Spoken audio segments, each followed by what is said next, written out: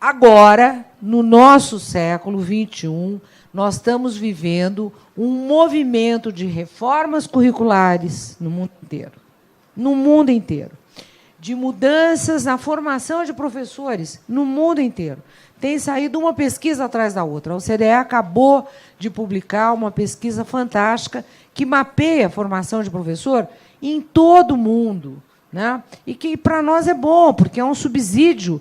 Nós não precisamos errar de novo, né? Eu acho que não dá mais tempo de errar, né? Você tem tantas evidências, tanta pesquisa, tanto conhecimento acumulado, que dá para nós errarmos menos, né? E aqui, hoje, eu procuro trazer, além da ênfase na Base Nacional aqui no nosso país, implantação dos currículos, eu acho que a Marialba foi muito feliz no diálogo com você sobre o desafio de montar um currículo, né?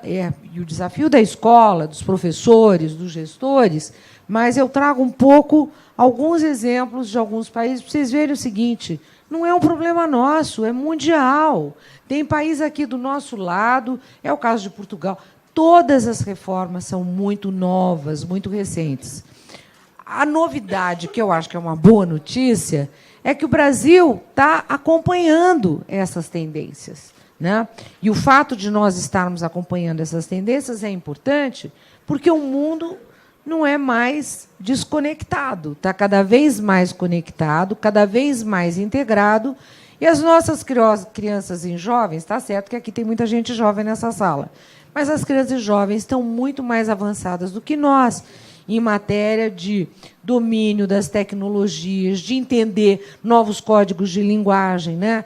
Olha, eu tenho uma netinha de 6 anos de idade que ela lê inglês e fala: ai, vó, eu gosto mais de ler inglês do que em português. Tem 6 anos. Pega um livrinho com desenho, com frase. Ela está numa escola bilíngue e ela está apaixonada por saber. Agora eu vou ler em português, agora eu vou ler em inglês. Então, isso, para a criança pequena, é um baita desafio, né? E que no nosso tempo não existia, pelo menos no meu tempo eu tenho certeza que não existiu. No de vocês eu já não sei. Mas é um mundo novo e o currículo vai tratar desse mundo novo, né? O panorama. Eu vou falar muito brevemente, porque a Marialba trouxe aqui números, os mais recentes, e que são muito impressionantes. Mas, na verdade, o maior desafio do Brasil é o tamanho. Nós temos 57 milhões de matrículas na educação brasileira. Tá certo? É do tamanho da França, Argentina mais o Chile mais o Uruguai, tudo somado vai dar 57 milhões de habitantes, não de matrículas. Nós temos 57 milhões de matrículas, né? É muito maior do que o Canadá, é muito maior do que a Austrália, é muito maior do que tudo. Significa 10 vezes o tamanho, mais de 10, 11 vezes o tamanho da Finlândia. E a gente tem mania de falar a Finlândia. Sim, a Finlândia é desse tamaninho, tá certo? Perto do Brasil. Então, tudo é mais fácil. Quando eu falei aqui a questão da escala, do município, da importância do papel do município para realmente implantar um currículo que faça a diferença, é que o município tem melhores condições, conhece melhor a realidade local, consegue abrir um diálogo mais próximo, interage diretamente, né? Então, é isso. Quer dizer, o problema do Brasil, em primeiro lugar, é que nós somos muito grandes. E, além de sermos muito grandes, nós temos, digamos assim, um atraso na escolaridade da população, porque as pessoas... A educação no Brasil ela foi democratizada, o acesso universalizado, há muito pouco tempo, tá certo? E isso tudo torna os desafios muito maiores. Então, a complexidade do desafio é o fato de nós estarmos lidando com uma realidade que se transforma muito rapidamente no Brasil e no mundo, né? No mundo, aqui em volta do Brasil, na América Latina, nos outros países e tudo mais, e, ao mesmo tempo, como o Brasil demorou muito para começar a incluir todo mundo na escola. O tamanho do desafio agora é muito maior, tá certo? Essa que é a verdade. Então, toda vez que eu penso nesses dados aqui, né, imagina ter 8 milhões na matrícula, matriculados no ensino superior, na graduação. Desses 8 milhões, mais da metade tem acima de 24 anos. Por quê? São pessoas que concluíram o ensino médio, foram trabalhar, foram ajudar suas famílias, cuidar da vida, e depois voltaram para a faculdade para poder desenvolver-se profissionalmente, né? Então, as características também do ensino superior no Brasil são muito diferentes de outros países, que muitas vezes nós comparamos com nós. Então, todos esses cuidados precisamos tomar quando estamos falando da educação no Brasil. Os desafios, né? Marialba trouxe os mapas. Eu vou citar alguns grandes problemas, né? Por exemplo, vocês viram o Ceará, que vai super bem, e o resto do Nordeste, que vai mal. Tá certo? Vai mal. Né? Quando nós comparamos os dados do 5º ano do Ceará com Bahia, Pernambuco, Piauí, Rio Grande do Norte, Maranhão, etc., nós vemos a enorme distância que existe entre o Ceará e os estados da região Nordeste. O Ceará, na verdade, nos anos iniciais, está mais parecido com os estados do Sul e do Sudeste do que com os estados do Nordeste. Mas por quê? Porque o Ceará fez políticas boas, implantou políticas que tiveram continuidade. Né? Eu me lembro, em 1992, antes até de eu ser secretária municipal de Educação de Campinas e presidente da Undime, né, eu dei uma consultoria para o Unicef no Ceará. O maior problema que o Ceará enfrentava em 1992 era o fato de que 50% das crianças eram reprovadas na classe de alfabetização, não ingressavam no primeiro ano, eles eram reprovados, em média, 5 vezes nas classes de alfabetização, não ingressavam no primeiro ano do ensino fundamental e já desistiam, iam embora. Né? E esse era o maior drama do Ceará na época. Tinha um dirigente do Unicef sensacional, que depois acabou se tornando secretário estadual de Educação do Ceará, foi também secretário Naspolini. Era uma pessoa extraordinária. Hoje ele está ajudando crianças na África a se alfabetizarem. Imagina, ele deve ter mais ou menos a minha idade. Eu tenho 72, ele deve ter por aí, pois ele está na África, ajudando a África a melhorar os níveis de alfabetização. E lá para trás ajudava o Ceará. Né? Então, é um homem extraordinário, o Naspolini, que não sei se já voltou da África ou não, mas até há pouco tempo estava na África, ele é de Santa Catarina, ele é uma pessoa maravilhosa. E ele começou o trabalho no Ceará, que teve enorme continuidade. Hoje nós temos aí o exemplo de Sobral, que vai muito bem, com gestões muito boas e tudo mais. No entanto, no Norte e no Nordeste, 70% das crianças não estão alfabetizadas no final do 3º ano. O que se pode esperar se 70% das crianças não estão alfabetizadas? Muito difícil. Olha a dificuldade da escola. Imagine se aqui vocês, que estão numa situação muito melhor do que a maioria dos estados do Norte e do Nordeste. Imagina se vocês, ou uma escola, onde mais de 70% das crianças não estão alfabetizadas ao final do 3º ano, como essa escola vai montar o currículo? Eu sempre me faço essa pergunta.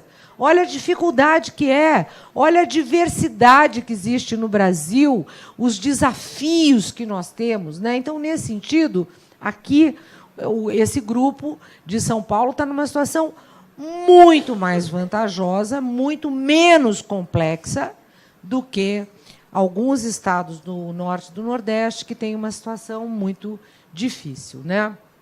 No ensino médio, Marialba apresentou as proficiências. Eu não tenho aqui, acho que eu não lembro se eu trouxe para a apresentação que eu vou fazer à noite para o MBA da FIA, mas eu acabei de escrever um artigo, O Brasil não pode errar. em educação. Educação, o Brasil não pode errar. É um recado para qualquer governador que seja eleito, para qualquer presidente que seja eleito, independente de partido político. Nós temos muitas evidências, muita pesquisa. Não dá para errar, tá certo? Dá para fazer boas políticas, independente do partido político no poder, tá certo? Utilizando esses resultados das avaliações, dos levantamentos. Quer dizer, nós já temos essas informações. Então, trata-se de usá-las do melhor modo possível, né? 80% dos que concluem o ensino médio não vão para a universidade. E esse é um maior drama, porque eles saem do ensino médio despreparados para o mercado de trabalho e querem trabalhar, precisam se virar, precisam arranjar alguma renda, né? Então, é disso que se trata, né? Muito bem. O SAEB 2017, a Maria Alba mostrou os mapas. Eu trouxe apenas o grau de dificuldade. No 5º, no 9º, no 3º ano do ensino médio, o percentual de alunos que ainda estão nos níveis insuficientes de aprendizagem é altíssimo, né? Só é aceitável a situação do 5º ano. No 9º ano, Brasil, 60% dos estudantes do 9º ano em língua portuguesa e em matemática estão nos níveis 1, 2 e 3. É o mais baixo. No caso de língua, são 9 níveis. Em matemática, são 10 níveis. Nós estamos falando dos níveis mais elementares, aqueles em que realmente os alunos não aprenderam. E no 3º ano do ensino médio, 70%. Né? Para vocês terem uma ideia, Maria Alba mostrou a proficiência. Uma proficiência 275 em matemática no 3º ano do ensino médio significa que o aluno do ensino médio chegou ao 3º ano do ensino médio sem saber equação de 1º grau. Porque a equação de 1º grau ela está no nível 300 da escala de proficiência de matemática. Tá? É gravíssimo. Nós não estamos falando nem da equação de 2º grau, de 1º grau. Tá certo? E, no caso de língua portuguesa, significa que o aluno chega ao final do ensino médio sem ser capaz de identificar o argumento do texto e o principal protagonista de um texto de média complexidade. É muito grave, né? Então, não tem saída. Ou o Brasil dá prioridade à educação, ou ele dá prioridade à educação, ele não tem outra solução. É essa e acabou, tá certo? Em relação ao PISA, né, esse gráfico é de 2012, mas até piorou um pouco. Em 2015, eu é que não tive condições de fazer um gráfico tão bem feito, porque quem fez esse gráfico para mim é um menino que trabalhava comigo na Fundação SEAD, e agora ele está na Fundação Getúlio Vargas. Eu vou até pedir para ele repetir. Eu nem sei fazer esse gráfico, estou igual a Maria Alba, sou uma analfabeta digital, né? Então, eu não consigo fazer. O que significa o seguinte, olha, para vocês verem, está vendo? Olha, essa linha amarela, né, significa alunos que têm 15 anos e que estão matriculados no 10º ano e que participaram do PISA. Cadê o Brasil? O Brasil está aqui, ó. O Brasil está aqui junto com o Peru. Então, olha, vamos comparar. Aqui está Estados Unidos, Canadá, Estados Unidos, Portugal e Espanha. Aliás, Portugal bem melhor que Espanha. Aqui está Bélgica, Alemanha, Luxemburgo, França, Grã-Bretanha, Itália, Grécia, né? Significa o seguinte, que Colômbia, Argentina, México, Chile, Costa Rica e Uruguai são países parecidos com o Brasil do ponto de vista do perfil socioeconômico, do ponto de vista do perfil de escolaridade, e o Brasil está aqui, pior do que os nossos vizinhos e do que países parecidos com uma situação bastante semelhante à nossa do ponto de vista socioeconômico. Essa flecha sempre cai por último por minha incompetência. Desculpa. É uma flecha mortal. Bom, como resolver, né? Maria Alba já falou bastante do currículo. Nós precisamos de um currículo mais inovador e mais ambicioso. E aqui tem que ser ambicioso. Não adianta. Inclusive, eu vou dizer, a próxima matriz do SAEB, que vai sair agora, antes do final do ano, o INEP já está preparando, já estará trabalhando a matriz de ciências seguindo a BNCC, né? A avaliação da alfabetização será ao final do segundo ano, de acordo com a BNCC. No entanto, a matriz de avaliação de língua portuguesa e matemática continua seguindo a matriz anterior, certo? Só que a próxima matriz que o INEP desenvolver para dar conta da BNCC, ele não vai tratar mais de descritores, ele vai tratar só de habilidades. Vocês viram que a Maria Alba corretamente falou que os descritores são os mesmos, só muda o grau de aprofundamento. Para o quinto, para o nono, para o terceiro ano do ensino médio, ela destacou muito bem aqui. No entanto, se vocês olharem as habilidades específicas de língua portuguesa e matemática, do quinto ano, do nono ano e do terceiro ano do ensino médio, que nós não sabemos ainda o que vai acontecer, vou deixar de lado, está em discussão no Conselho Nacional, vamos nos fixar nas habilidades do segundo ano, do quinto e do nono ano, de língua portuguesa e matemática. Vocês podem observar que há uma mudança de abordagem. Além, porque, veja, é diferente da situação. Por quê? Porque nós estávamos trabalhando apenas com o conceito do PRNU, o conceito de competências cognitivas tradicionais. Agora, nós estaremos trabalhando com um conceito de competências que envolvem fatores cognitivos, socioemocionais, metacognitivos, procedimentais, atitudinais. É outra coisa. Tá? Então, nós, inclusive, é um momento em que o próprio PISA está discutindo novos itens de avaliação, caminhando cada vez mais para uma avaliação com itens abertos, né? Quer dizer, nós estamos cada vez mais abandonando os itens de múltipla escolha para itens abertos, que revelam muito mais sobre o desenvolvimento dos conhecimentos dos nossos alunos, né? Então, tem mudanças aí, e os nossos currículos deverão dar conta deste mundo novo, né? O que é mais importante para desenvolver o currículo? Por mais que eu pense, tudo bem, tem gente que fala, não, a infraestrutura, computador, conectividade, Wi-Fi, tudo, dinheiro, salário, tudo é importante, mas nada é mais importante do que a formação dos professores e a carreira. Quer dizer, não adianta, esse é o fator que, isoladamente, mais permite uma melhoria gradual da educação no Brasil e em qualquer lugar. Tá certo? É professor, é a qualidade docente, é a coordenação pedagógica, é a gestão da escola, a gestão pedagógica da escola. Não tem outra. Por mais que a gente queira inovar, falar de novidades, não tem. Quer dizer, este é o fator mais preponderante na qualidade da educação.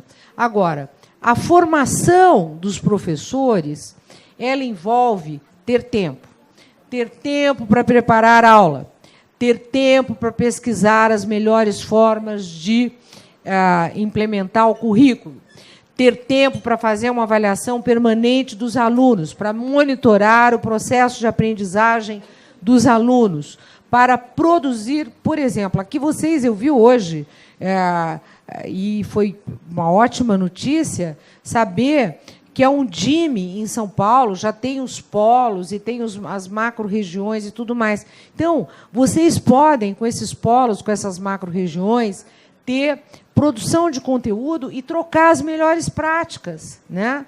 Porque o que vai melhorar a educação é o professor aprendendo com o professor, tá? Porque o professor conhece a realidade do dia a dia, né? Muito mais do que os grandes teóricos, que são nossas referências, etc. Mas a relação teoria e prática e como a reflexão sobre as práticas podem melhorar o dia a dia da escola e realmente ser o melhor meio de nós implantarmos um currículo é o que vai nos ajudar, né? Eu sempre cito, nesse caso, o exemplo da China, porque é o melhor exemplo que eu conheço. A China, eu fui 2 vezes à China e visitei poucas escolas em Xangai e em Pequim. Mas o que me impressiona nas escolas da China é que eles têm um sistema que eu acho sensacional, onde os professores que se aposentam, eles são não só muito respeitados pelo grupo, pela escola, como eles são muito valorizados como tutores e mentores dos programas de formação continuada, né?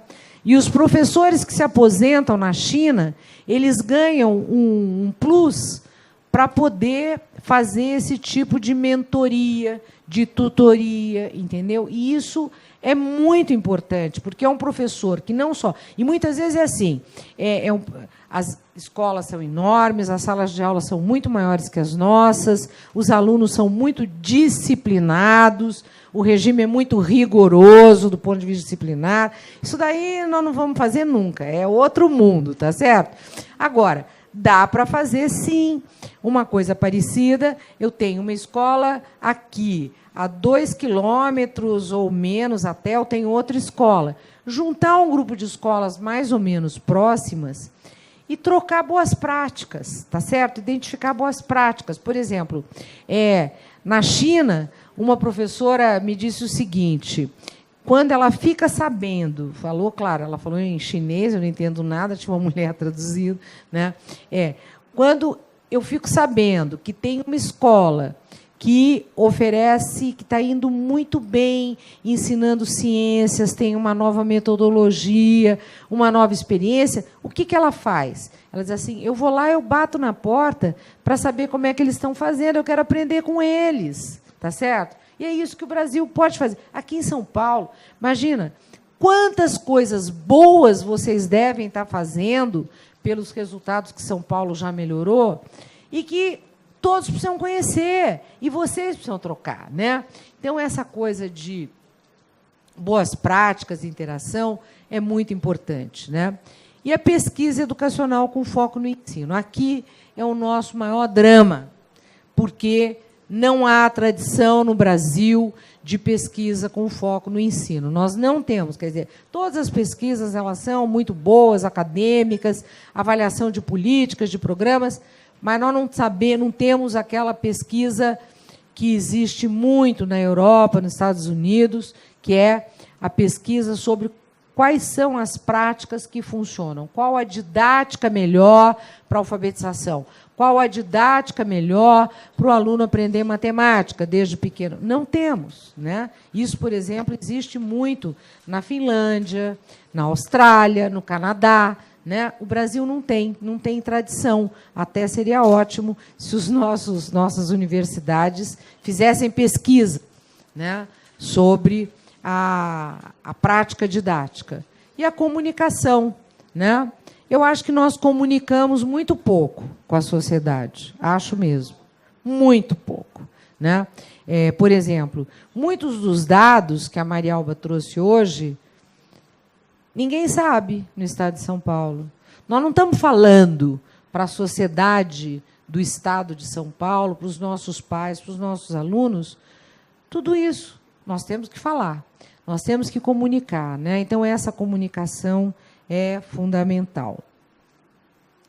O currículo como instrumento de gestão, não vou repetir, na sala de aula, na gestão, nas redes de ensino, e, para isso, é muito importante identificar quais são os recursos para a implementação do currículo, para o desenvolvimento do currículo e o perfil dos professores para cumprir esses objetivos. Por exemplo, todas as escolas têm coordenadores pedagógicos?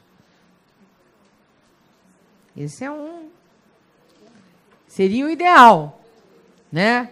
Que todos tivessem coordenadores pedagógicos que pudessem fazer um curso sobre implementação do currículo, né? E que pudessem sentar dentro de cada escola com seus professores para discutir a implementação do currículo, tá certo? O coordenador pedagógico ele terá um papel de multiplicação junto ao grupo, junto à equipe da escola. E, claro, que o ideal é que cada escola tenha professores dedicados a uma só escola. Também é um outro drama. Sim ou não? Então, é isso aí. Bom, alguns exemplos. Reino Unido. Na escolarização obrigatória, todas as escolas são obrigadas a seguir o currículo nacional, tá? Que está organizado em 4 etapas e 12 disciplinas. A escola tem total liberdade para organizar o calendário. O currículo no Reino Unido, ele estabelece tópicos, habilidades e processos de aprendizagem. Porém, a escola tem liberdade para organizar o calendário, desde que ela cumpra o conteúdo dos programas nacionais que devem ser ensinados a todos os alunos. E as avaliações nacionais do Ofsted para todo o Reino Unido, elas ocorrem ao final da 4ª série, ao final da 8ª série e ao final da 10ª série. Porque a partir da... Eles não começam lá com a pré-escola, agora que eles vão começar. Por quê? Porque no ensino médio, a partir do 11º ano, o currículo é flexível e diversificado, como é na maioria dos países europeus. Por que o PIS é aplicado para alunos de 15 anos? Alguém sabe responder? Sabem ou não? Pelo seguinte... Na Europa e nos países, nos Estados Unidos, principalmente na Europa, nos países da OCDE, os currículos são obrigatórios e únicos até o 10º ano. A partir do 11º ano, na Inglaterra, no Canadá, na Austrália, na França, na Alemanha, os currículos se diversificam, né?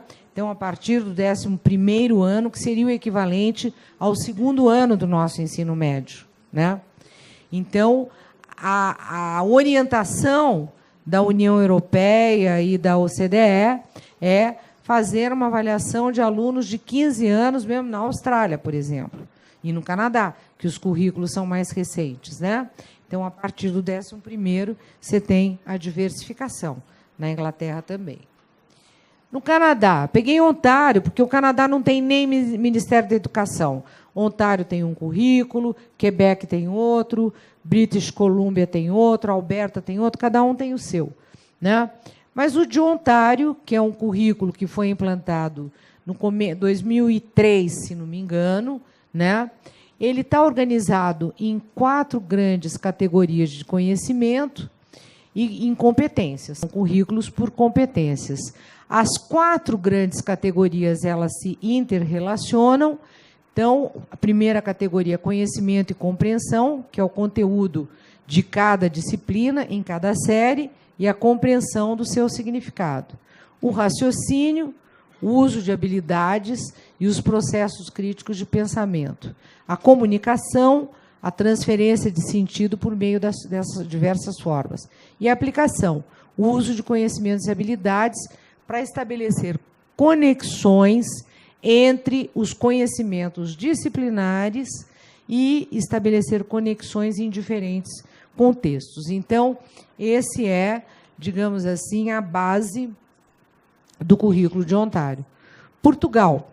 Lembrando que, no Canadá, cada estado tem o seu currículo. Portugal é currículo único. É um estado unificado, não é uma federação, como é o Brasil, ou o México, ou os Estados Unidos. Portugal, tudo é definido no nível central. E eu recomendo muito que vocês leiam os documentos de Portugal, que são maravilhosos. Vocês conhecem?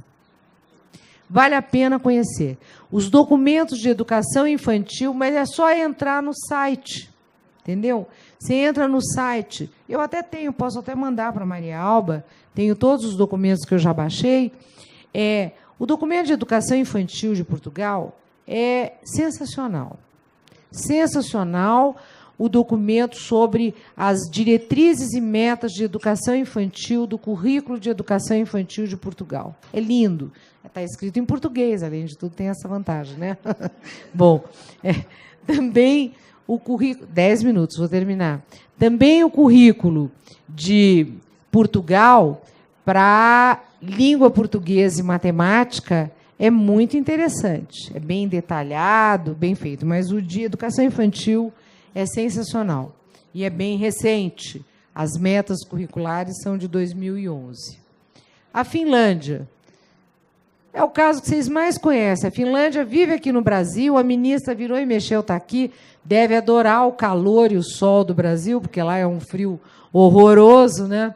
E tudo é feito no nível da escola. A escola tem total liberdade, mas existe um só currículo para a educação básica. A escola resolve como é que ela vai desenvolver, qual a metodologia que ela vai utilizar, né?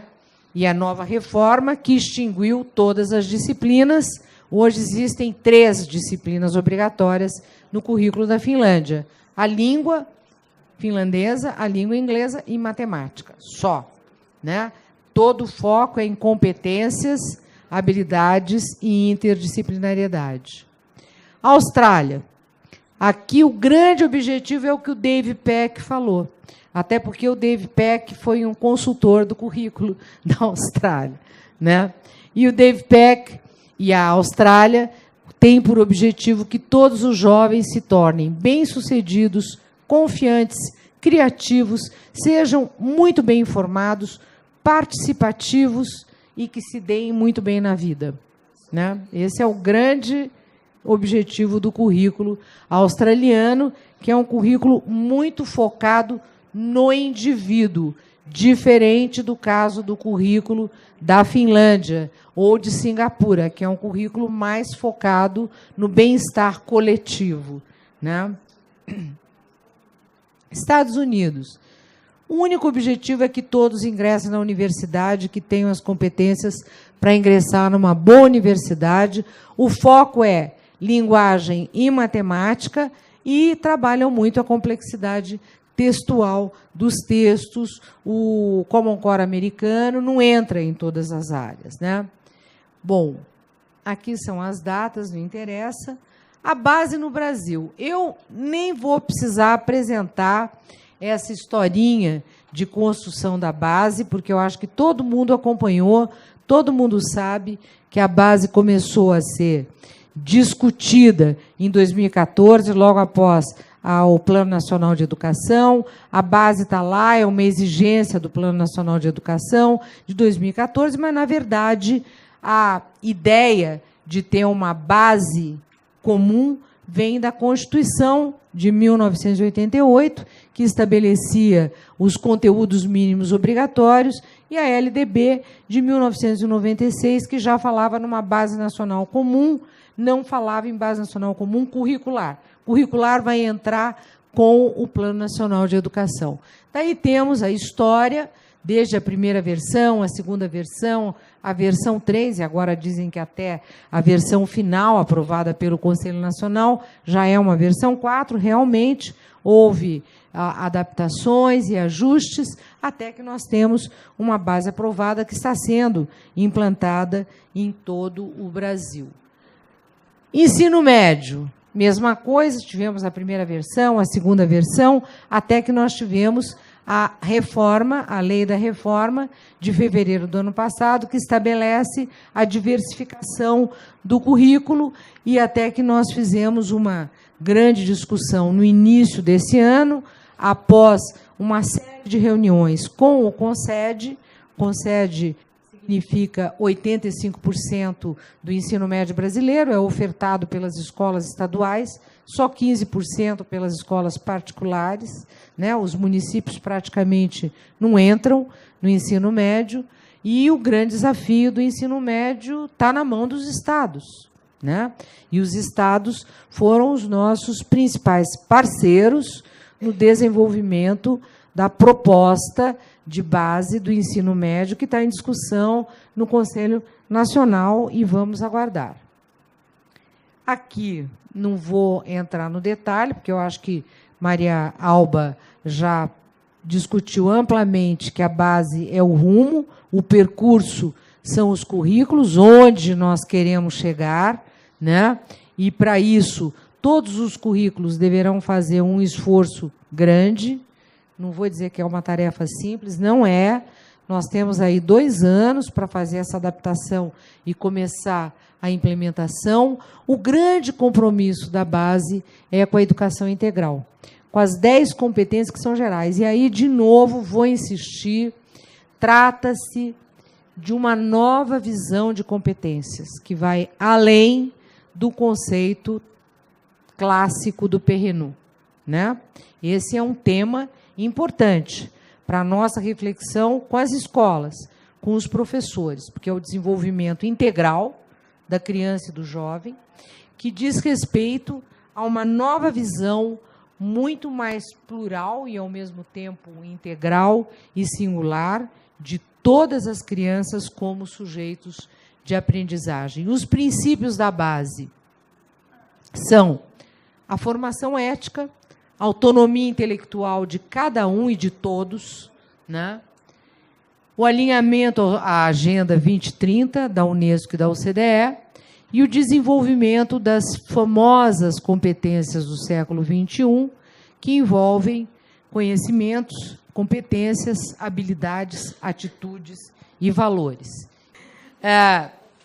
O foco dos currículos é na compreensão dos fundamentos científicos e da relação teoria e prática, mas, principalmente, algo que a Maria Alba destacou: como resolver problemas em circunstâncias desconhecidas. Nós estamos falando de um currículo que vai orientar crianças e jovens para um mundo que nós não sabemos quais são as ocupações que sobreviverão no nosso século. Esse é o nosso drama, né? 60% da medicina já está informatizada. Mais de 60% da área de direito está informatizada, né? Quais são as áreas, as ocupações que vão sobreviver? Quais são as competências e habilidades gerais que todos precisam aprender para conseguir se integrar ao mundo em que nós vivemos, né? Então, esse é um problema que envolve adaptabilidade, resiliência, colaboração, pensamento crítico, autonomia, curiosidade e inovação, né? São temas que, há 20 anos, quando nós fizemos a revisão do SAEB, implantamos o Enem, eu era presidente do INEP na época, esses temas não estavam postos. São temas de agora. O mundo mudou muito rapidamente. E, por isso, a Agenda 2030 da OCDE e da Unesco, eu participo lá de algumas discussões, elas envolvem uma nova visão de competência. Competência é tudo isso aqui, ó. Conhecimento, habilidades, atitudes e valores. Conhecimento disciplinar, interdisciplinar, epistêmico, procedimental, habilidades cognitivas, metacognitivas, socioemocionais, físicas, práticas, atitudes e valores pessoais, locais, sociais e globais. essas são as competências. Esse documento vai ficar pronto e será divulgado pela OCDE e pela Unesco agora, no final deste ano, de 2018, com uma proposta de currículo para 2030, que é para formar as crianças. Quer dizer, como é que nós vamos formar o futuro da humanidade, né? Que são as crianças que estão entrando agora na escola. Essa proposta, ela trabalha com uma ideia de competências que envolvem letramentos, letramento matemático, letramento digital, letramento em dados, letramento em língua, letramento em saúde. Vejam, é a primeira vez que uma proposta curricular envolve letramento na área da saúde, porque um dos maiores problemas que a humanidade vive hoje são os problemas da saúde. Tanto a prevenção entre os jovens, né, com prevenção com relação a doenças que estão voltando por desconhecimento, muitas delas, como a longevidade, né? Por exemplo, São Paulo, a partir de 2022, vai ter mais gente com mais de 60 anos do que gente com menos de 15. A curva demográfica está mudando totalmente, né? E como faremos para sobreviver neste mundo, né? Neste mundo em que as pessoas vão viver mais, ao mesmo tempo você tem uma mortalidade juvenil muito alta, suicídio, assassinato, violência, acidentes, uma série de coisas. Então, o tema da saúde é central hoje nos currículos, né? Assim como é central a criação de novos valores, assim como é central a reflexão sobre a conciliação entre a diferença, entre os dilemas, as tensões que envolvem o problema da imigração, o problema da diversidade, o problema as questões de gênero que nós estamos convivendo a todo instante, né? A diversidade das ideias, ao pluralismo de ideias, a tolerância. Quer dizer, você tem um mundo que está vivendo muitas mudanças simultâneas, e esse currículo procura isso. Não vou repetir a definição, nem aqui a estrutura da base, já está na hora de acabar. Só quero dizer o seguinte: tanto na educação infantil, como no ensino fundamental, como no ensino médio, as 10 competências gerais que envolvem competências cognitivas, socioemocionais, atitudes e valores, elas presidem os currículos, né? No caso da educação infantil, algo que me chama a atenção é que 100% da educação infantil hoje ela é basicamente municipal, a educação infantil pública. E os municípios hoje já respondem por quase 80% do total da oferta de educação infantil, considerando creche, pré-escola, sendo que, no caso da pré-escola, já dá quase 85%. Então, é um enorme desafio, porque nós sabemos que a educação infantil é fundamental, essencial, para que a criança tenha um melhor desenvolvimento socioemocional e possa realmente ter um desenvolvimento futuro melhor, né? E aqui nós temos, então, na educação infantil, os direitos de aprendizagem, que são 6, e os campos de experiência, sobre os quais... Vocês leram a base? Todo mundo aqui leu? Que maravilha! Então, parabéns para vocês. Olha, salva de palmas, porque, em geral, eu tenho falado em muitos lugares onde a participação de pessoas que leram a base é muito pequena, né? Então, aí, os direitos da educação infantil, os campos de experiência. No fundamental também, eu vou chamar a atenção aqui no ensino fundamental para 2 pontos só, e daí eu já vou concluir com o grande desafio, que é a articulação com as experiências e vivências da criança na educação infantil para ela chegar no primeiro ano do fundamental. No caso do município, não tem problema, porque, em geral, a escola é municipal, tanto na educação infantil como nos anos iniciais. Quando a criança sai de uma escola de educação infantil e vai para uma escola de anos iniciais do Estado, aí já há uma quebra dos laços de afetividade, de acolhimento, de uma série de coisas que vão dificultar o desenvolvimento da criança. Os letramentos são... A base trabalha com a ideia de letramento em linguagens, matemáticas, ciências da natureza, ciências humanas. A alfabetização deve ocorrer até o final do 2º ano, com a ortografização até o final do 5º ano, a transição para os anos finais, e, nos anos finais, a ênfase na cultura digital, né? Tanto o pensamento computacional na matemática, desde o 2º ano do fundamental, como a ênfase na cultura digital a partir do 6º ano, são muito importantes para o desenvolvimento da BNCC. E, finalmente, a implementação. Quais são as grandes frentes de atuação? O regime de colaboração, a reelaboração, revisão ou adaptação dos currículos, a preparação dos materiais didáticos, a formação de professores, avaliações e monitoramento. Eu chamo a atenção, sobretudo, para a avaliação processual, formativa ao longo do ano. Vamos parar. O Brasil tem muita avaliação. Eu ando meio cansada. É verdade. Faço aqui um meia-culpa. Meio cansada de excesso de avaliações externas. Nós estamos assim, não precisa tanto. Vamos fazer mais avaliação formativa. Eu, em particular, eu acho que o SAEB deveria evoluir para um SAEB a cada 3 anos e não a cada 2 anos.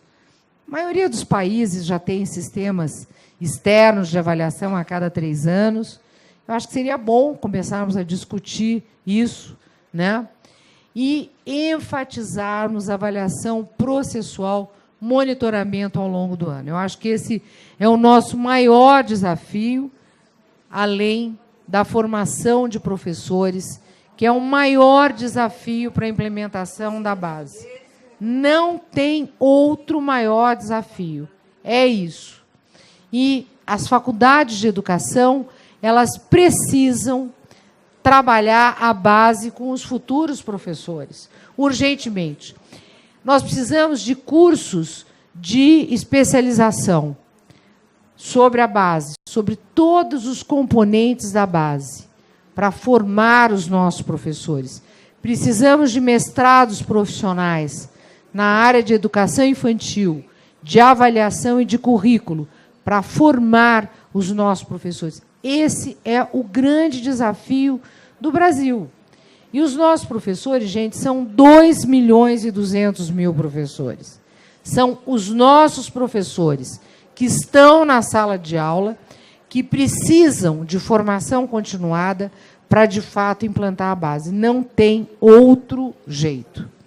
Com isso, eu termino agradecendo a paciência de todos vocês. A minha apresentação fica aqui e espero que a gente tenha uma ótima oportunidade de debater as questões que não foram possíveis de serem aprofundadas aqui. Muito obrigada.